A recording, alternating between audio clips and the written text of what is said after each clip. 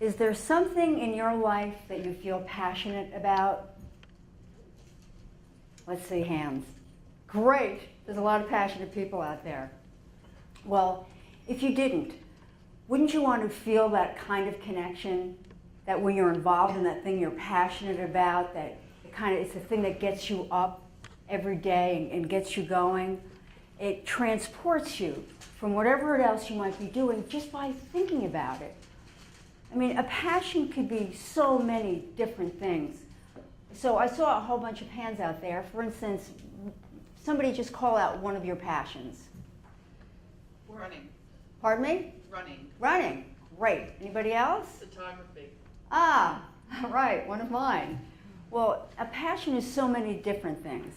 It could be invoked by the scent of a perfume that reminds you of someone you love or somebody that you once loved. Perhaps you get a whiff of salt air and you're sent off sailing or to the beach or that favorite summer place that you just can't wait to get back to. It could be a sport. It could be your faith. Photography is one of my passions. It goes between hobby and profession for me. So I'm really very grateful that passion is something that drives us with such enthusiasm that it calls our heart to be engaged with it. But there's a different kind of passion, the passion that we feel about our pets. I'm here to talk to you today about dogs and a cat. How many of you here have a dog or a cat? Great. Or both. Excellent. The ASPCA reported that 7.3 million dogs and cats every year are brought to shelters nationwide. They're dropped off because they're strays, they've been abandoned, and oftentimes because they've been severely and criminally abused. 7.3 million. And it's almost 50-50 between dogs and cats. And you know this, because all of you, so many of you out there already have pets, but when we're engaged with our pets, truly engaged with them, it transforms us. And I want to talk to you today about that transformation. To look into their eyes, to let their heart reach your heart, to have that true relationship. Now, how many of you really do have that? I know I do, that kind of parent-child relationship with your pet. Yeah. Well, that's wonderful, because that's really what it takes for us to really be truly engaged and to understand them as soul beings that are here with us. A book came out a couple of years ago entitled The Art of Racing in the Rain. Has anyone here read it? Great. So for the other 99% of you that have not, I'll tell you about it without giving the story away. It's narrated by Enzo. Now, Enzo is a yellow lab whose owner, Denny, is a race car driver. Everything Enzo knows, he learned from watching his owner Denny's race car tapes or what he learned on the TV when no one was home because they left the TV on for him. It's enlightening in so many ways, and at first I thought it was going to be, oh, this is another animal tearjerker story, but it wasn't. Because it opened my eyes to that relationship that, not that I have with the pets or other animals that I've engaged with in my life, but their relationship, how they perceive us. It was a heart changer. I suddenly started looking at my dog and saying, what are you thinking? But it's important for us to know that we share this planet, and gratefully we are the stewards to protect them. When I look into a dog or a cat or any animal's eyes, it's amazing what that transformation can take and do. The relationship with the dog is just so special. I love swimming with my dog and playing ball, and it just feels, the connection is just one that no other experience really can bring. And the reason for that is because when I'm with my dog, and I'm sure you too, it brings me back to being like a child again. There's a scripture that says, if you want to be a leader in the church, first your own household must be in order. Now, I want to expand that to all members of your household, including your pets, every living creature. And there's another quote that is profound by Gandhi. The greatness of a nation can be judged by the way its animals are treated. I love dogs since as long as I can remember. But I grew up in Queens, New York in a two-family house, and I was raised by my aunt and uncle. And the landlady said, no pets, no dogs, no cats, no pets, maybe a fish. I had a turtle. So I would try to play with anybody else's dog. I would adopt a stray cat or dog on the street. Once, when we were on vacation, I found a dog named Dookie. We spent 2 weeks together. I'd go to his house and knock on the door that was filled with boys and girls, and I'd say, is Dookie home? Because I wasn't allowed to have that relationship with one myself. And once when we were at dinner at a restaurant in Westchester, I was told to go out and play and wait till they paid the check and come out and get me. When I went out into the parking lot, there was a German Shepherd that, of course, I immediately gravitated toward, and I followed. And he led me all the way to the local police station, where I was easy to find.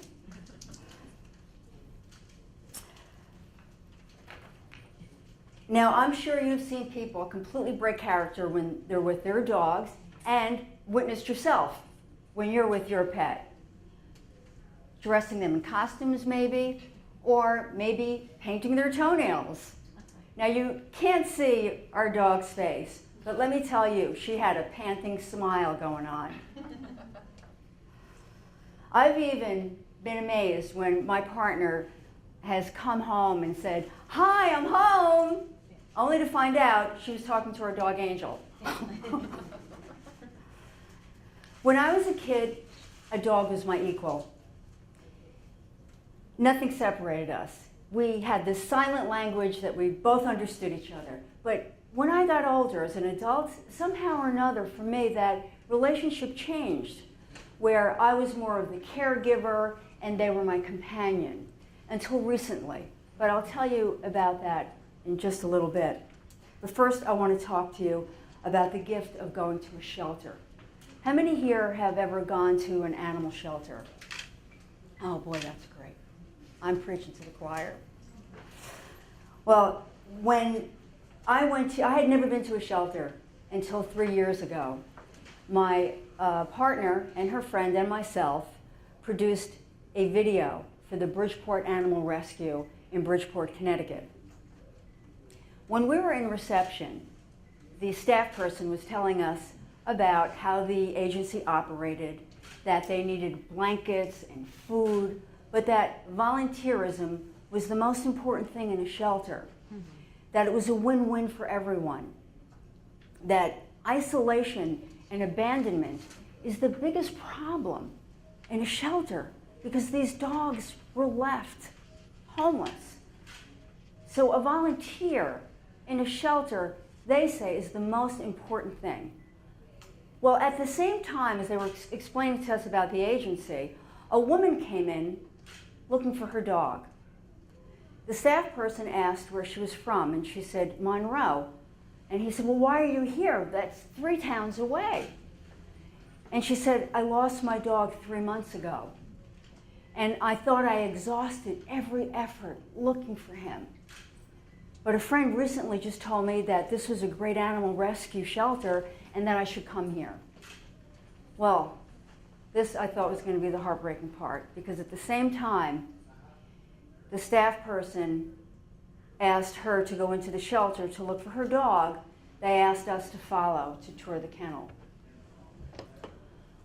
When we got inside the kennel, the barking reception was incredible. I really got what they meant about how a volunteer situation was such a win-win.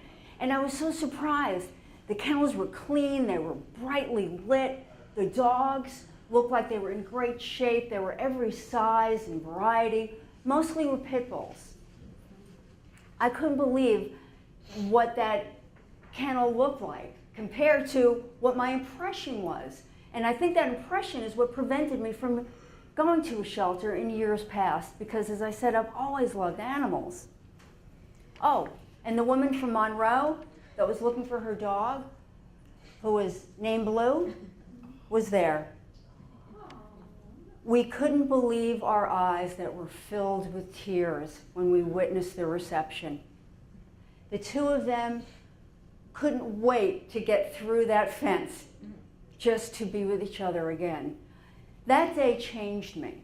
It altered me in a way that it gave me a deeper faith, and the faith and love to persevere. After 3 months, she did not give up hope, and Blue was waiting for her. My God and my dog helped me keep my priorities in order. Everything I did after that, in so many different ways, I thought of when I wanted to just give up. And so many times I thought about this woman from Monroe and her dog Blue and how they found each other. There are so many lessons that we learn from our pets. So I'm here to urge you, if you've done service at a shelter, and you have, to keep doing it and to go further. And I know you know people that haven't, and tell them about your experience in a shelter so they can help others. I know that also so many of you, because you're here at Plaintree, you know about therapy dogs and what an incredible connection that is for patient and for the dog. We allow their eyes of their heart to reach us, and it changes us. Immediately, my shoulders drop, and I become relaxed when I'm with my dog or anybody's, or any pet that I get to pick up and hold in my arms, or to stroke their coat. Well, about 13 years ago, my partner and I had 5 pets in our household. We had 3 dogs and 2 cats, and I was ready to hang up the no vacancy sign. I got a phone call that Lisa found a dog. It was a stray running the streets of Bridgeport. Now Bridgeport, parts of Bridgeport has some really bad neighborhoods, and this dog, she said, was just running without a collar through the streets, teeth hanging like she had just had a litter, and she opened her back door and the dog just jumped right in. She named her Angel, and the vet said that she was about 1 year old. She got along fine with the other members of our household, our other dogs and cats, but later we found out that Angel was dog aggressive. And that required a responsibility on our part to have a greater sense of awareness and discipline, because the vet suspected that Angel had been used as a bait dog. In Bridgeport, sadly, there is pit bull fighting, a lot of it. So much that in that part of Connecticut, they call pit bulls Bridgeport Terriers. So we had to become disciplined, and as I said, they become our teachers in so many ways. Well, we were really pretty loose with our dogs. We lived in a beach community, and we'd open our door and just let the dogs run free pretty much in the morning. Well, all that was about to change when we got Angel. And it really taught me not just about having boundaries, but I had to learn about her breed. I had to understand really what was happening with her breed and with people that had no sense of social responsibility. It also taught me more about unconditional love. Not just understanding her limitations, but having to go past my limitations. Well, we had, as I said, 5 pets in our household, and because of Angel's aggression, we did not introduce any new pets. So for the next 13 years, one by one, we lost each one of our pets until Angel was our last. This past June, Angel had contracted Lyme disease and died of kidney dysfunction as a result of the Lyme disease. Our house never felt so empty. We had never been without a pet in our home. It was 2 weeks later, on a Sunday, I was driving home, and I got off the highway, and I was driving up this long, curving hillside. And just as I turned a corner, suddenly, in the middle of the road, right in front of me, was a black pit bull with white markings. I had to stop short with the dog a few feet from my bumper. I got out of my car to stop the traffic from coming or going from either direction, and it was like I was having this flashback shock, because this was how Lisa found our pit bull, Angel, 13 years earlier.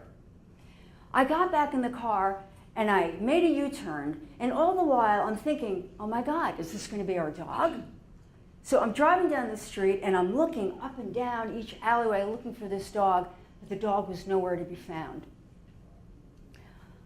I got back in the car, headed home, which was just a few minutes away, and when I pulled into the driveway, Lisa was planting a garden in honor of Angel. I told her about having seen this dog. I was so excited, and I couldn't believe that I would have taken that dog if I could have found it. And only that morning, someone had asked me, Doreen, do you think you're ready yet to adopt another dog or cat? And I said, you know, if one walks in my door, okay, but I'm not going looking right now. But seeing that dog on the road was like a pit bull angel, letting me know that I was ready to parent another dog or a cat sooner than later. The next morning, I was out on the porch working. And before I tell you that, a few days earlier, Lisa had put an application in for a dog. Now, I had told her that there was no way that I thought we were ready. And for 2 weeks, after 2 weeks after Angel had died, Lisa continued to show me pictures of dogs in shelters. I would be working or doing anything in the house, and she'd be putting her phone in front of me and saying, how about this one? And I'd say, no, we're not ready. So she said to me that she'd put this application in for this dog from this Noah's Ark's rescue. It was a hospital that treats severely abused dogs. She said, don't worry, we're not going to get the dog. I know it's not time yet, but I just wanted to put it out there to just really add to the energy of somebody adopting and getting this dog, because it already has 200 applications. So that made me feel just a little bit better about having a dog too soon. That was before I saw the pit bull that day on the driving home. Well, the day after my pit bull sighting, I'm outside working on the porch, and suddenly Lisa comes running out, crying, yelling, and smiling. At the same time, her cheeks are soaking wet. She said, I can't believe it, I can't believe it. They accepted my application. And I was like, what? She said, the dog. And I was like, what dog? She said, you know, the dog, that dog that was like so abused. And I said, the one with the three-legged dog, the one that needs the prosthetic? Because I had seen so many dogs over the last 2 weeks, I didn't know which one she was talking about. She said, no, Doreen, not that one. Petunia, the one with the burns all over her body. Wow. You know, when I just couldn't believe it, and I was letting the moment just carry me because of her excitement and tears, and suddenly the realization that now I'm going to have a dog again. And this quote by Albert Schweitzer sums it all up for me. Think occasionally of the suffering of which you spare yourself the sight. When I asked her to identify Petunia, we went to the Noah's Ark's website, and she showed me the pictures. Tears were my only response, and to nod yes. I could not even first see what I was looking at. It's just ungodly what people will do. But Angel was burned and found in Baltimore in an alleyway, and some good Samaritan found her, and they brought her to Noah's Ark's hospital, where she was able to be treated. A few days afterwards, I had said to Lisa, you know that garden that you had planted for Angel, for Angel, most of them were petunias.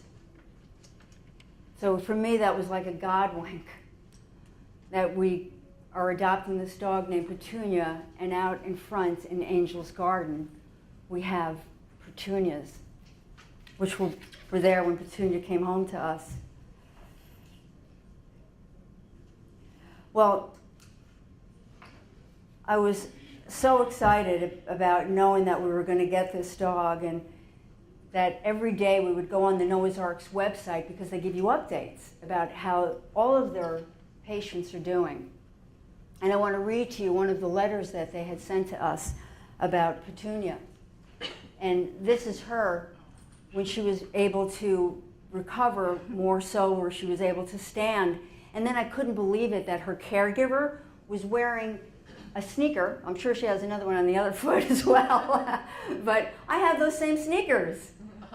And I said to myself, you know, one day when Petunia comes home to us, when she's well enough, I'm going to revive those sneakers and walk her wearing those shoes in memory of the day I first saw her.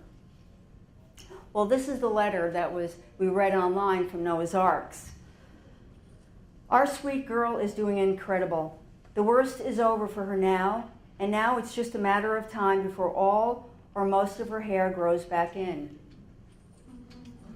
All of the infected areas have dried up, and she no longer has to have any more debriding sessions. It is hard to believe it has taken 5 weeks to get her to where she is today. She is no longer on any pain medication, and her blood work is totally stable. Our sweet little girl is slowly blossoming into a beautiful swan.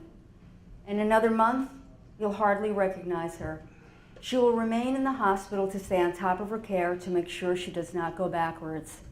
She is still getting special baths every other day to keep her comfortable, and is showered with unconditional love and all the hugs and kisses she can stand. Thanks for helping us with her medical bills and being there when she needed us most. Without you, none of this would be possible. Thank you from the bottom of our hearts and the bottom of sweet Petunia's pink little toes. Well, our day to meet and adopt Petunia finally came. We were so excited, I could not believe that I couldn't sleep the night before, because I knew the next morning we would be going up to Brewster, New York to meet the people that were driving the van 843 miles through the night with a van full of pups to be delivered throughout the North. This woman, Elena Strauman, was as exuberant and exhilarated as the puppies were that were being delivered to their new homes. She's a college professor in Charleston, and this is how she decides to spend her weekends. This is a story with a happy ending. But as you know, not all stories have happy endings. Sadly, most do not. But there's something that we can do to tip the scales in a more positive direction. I know that you already do a lot. You have families, you work, you're here at a conference, you've got dogs and cats. But there's so much more that our animal kingdom is asking us for, especially in these times. The New York Times featured this story on October 1st. The man pictured here was with a group of others standing on a street corner in Brooklyn, and he coaxed a cat to come to him. And when the cat, out of curiosity or maybe hunger, reached his fingertips, he kicked him and hurled him 20 feet in the air over a fence. His friend made a recording of it from his phone. And that post on Facebook from that video got Andre Robinson arrested. Now, the animal rights activist movement is swelling with such great support that they went to the courthouse in Brooklyn and demanded justice for his heinous act. Andre Robinson is now facing a year in jail. And that is because people were willing to speak up and to say, this is not just wrong, this is absolutely unacceptable in our society, and we will not stand it anymore. Every time Andre Robinson had to show up for an arraignment or anything else, they were there and they were picketing. And the New York Times thought enough of it to make it a cover story. Now, on the website of the New York Times is a 12-second video, which I don't want to show you, but I want to hear you. I want you to hear what was happening that day.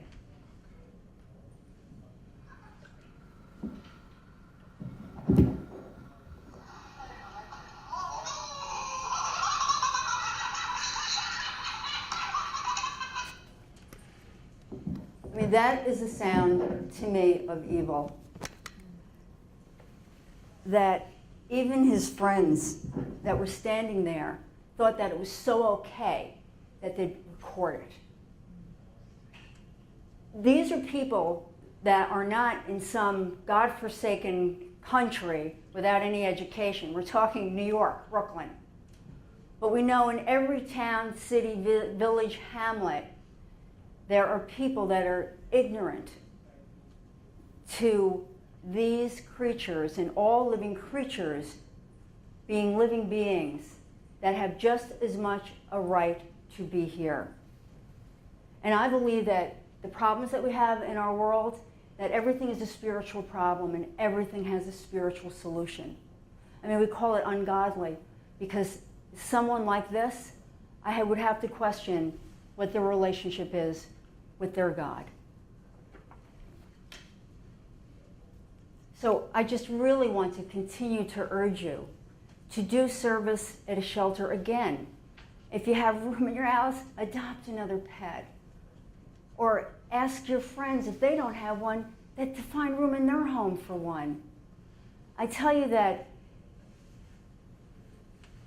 a dog in a shelter waiting to die is far worse than a dog in your home waiting for you.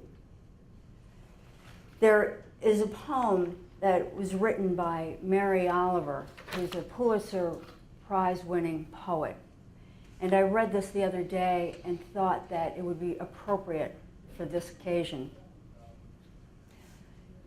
Here is a story to break your heart. Are you willing? This winter, the loons came to our harbor and died one by one, of nothing we could see. A friend told me of one on the shore that lifted its head and opened the elegant beak and cried out in the long, sweet savoring of its life, which, if you have heard it, you know is a sacred thing, and for which, if you have not heard it, you'd better hurry to where they still sing. And believe me, tell no one just where that is. The next morning, this loon, speckled and iridescent, with a plan to fly home to some hidden lake, was dead on the shore. I tell you this to break your heart, by which I mean only that it break open and never close again to the rest of the world.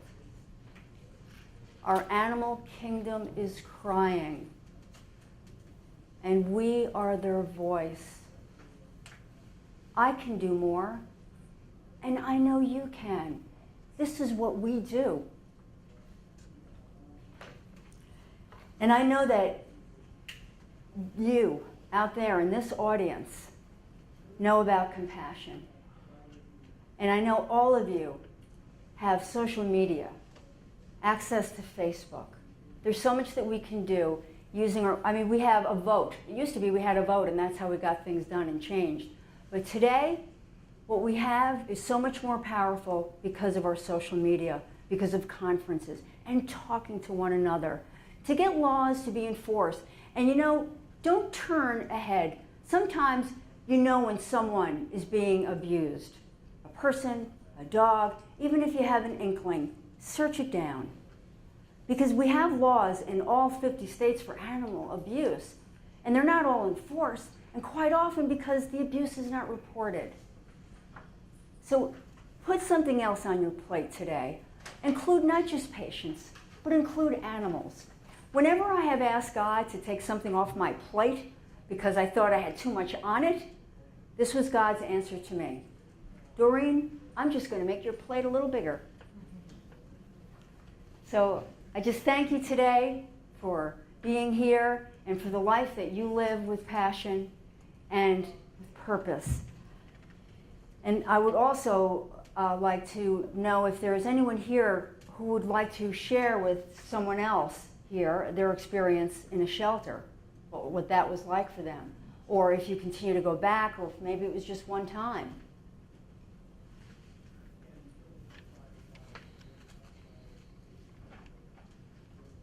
Has anyone here ever done any work for animal rights?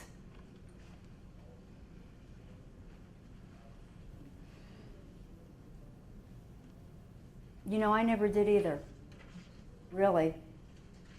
I woke up when we got Petunia. I had no idea of the abuse that was going on. Just the other day, I saw on the Noah's Ark's website that they got a dog that was shot in its snout in somewhere down south. And they said, oh, it happens all the time.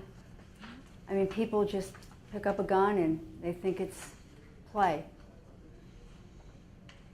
It's incredible. Incredible is not even a good word to use.